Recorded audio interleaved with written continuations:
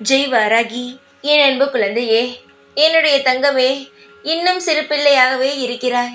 ஆனால் உனக்கு தெரியாமல் பல விஷயங்கள் உன்னை சுற்றி நடந்து கொண்டு இருக்கிறது. இரத்த உறவுதானே என்று நீ பல விஷயங்களை யதார்த்தமாக சொல்ல, அது உனக்கு தெரியாமல் பல விஷயங்களை உனக்கு முதுகுக்கு பின்னால் செய்து கொண்டே இருக்கிறது. தங்கமே, என்னுடைய கோவிலுக்கு வந்தே என்னிடம் விளக்கேற்றி என்னுடைய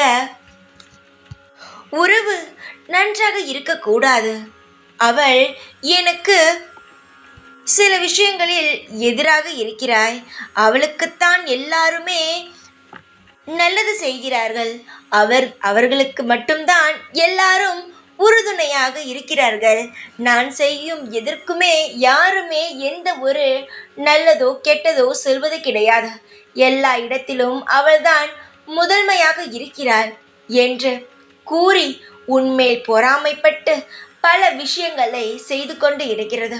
என்னிடம் வந்து சொன்னது, நீ நல்ல பிள்ளை, எல்லாரும் வாழ வேண்டும், எல்லாரும் சந்தோஷமாக இருக்க வேண்டும், உன்னுடைய கூட பிறந்தவர்களும் அமைதியான முறையில் வாழ வேண்டும் என்று எண்ணி என்னிடம் வேண்டுகிறாய்.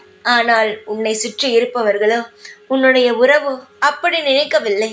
நீ எப்பொழுது உன் வாழ்க்கையில் வீணாக போவாய், உன் வாழ்க்கை எப்பொழுது கெட்டு போகும், உன்னை எப்படி கீழே தள்ளுவது, இப்படித்தான் யோசிக்கிறார்களே தவிர உன்னை யாரும் நன்றாக இருக்க வேண்டும் என்று என்னிடம் ஒரு முறை கூட வேண்டியது கிடையாது. உன்னுடைய வாழ்க்கையில் சுற்றி இருப்பவர்களோ இப்படித்தான் இருக்கிறார்கள்.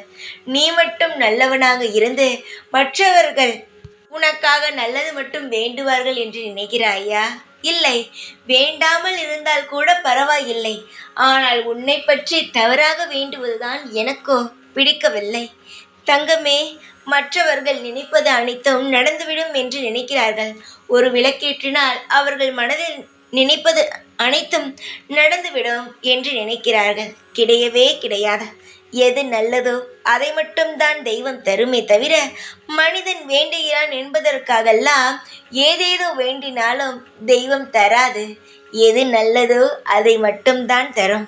அடுத்தவர்கள் வாழ்க்கை கெட்டுப்போகும் என்று ஒருவன் நினைத்தால் அவனுடைய வாழ்க்கை இன்னும் சிறிது நாளில் கெட்டுப்போகப் போகிறது என்று அர்த்தமே தவிர, அவன் வேண்டிய நபருடைய வாழ்க்கை கெட்டுப்போகும் என்று ஒரு அவசியமும் கிடையாது. அதை நினைத்து பயப்படவும் தேவையில்லை. தப்பாக நினைப்பவனுக்குத்தான் வாழ்க்கை தப்பான வழியில் போகுமே தவிர, நல்லது நினைப்பவனுக்கு நிச்சயமாக நல்லது மட்டும்தான் நடக்கும். உன் வாழ்க்கையில் நீ யாருக்கும் எந்த துரோகமும் செய்தது கிடையாது. நீ எப்பொழுதும் நேர்மையான வழியில் மட்டும்தான் சென்று கொண்டு இருக்கிறாய்.